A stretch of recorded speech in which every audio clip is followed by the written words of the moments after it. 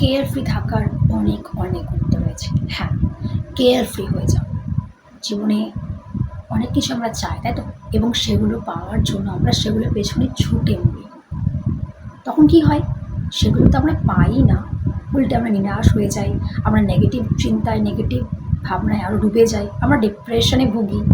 তাই care free হয়ে যেতে হবে।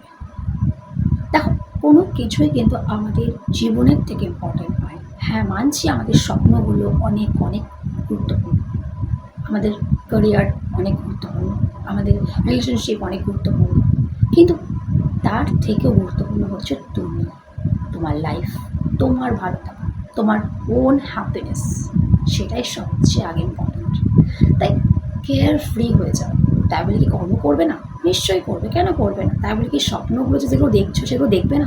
নিশ্চয়ই দেখবে, কিন্তু সেগুলোকে পিছনে ছুটতে হবে না, সেগুলোকে নিয়ে কখনো ভাববেই না। সেগুলোকে নিয়ে যত বেশি ভাববে কী হবে, একটা সময় নেগেটিভ ভাবনা এসে গিয়ে ধরবে।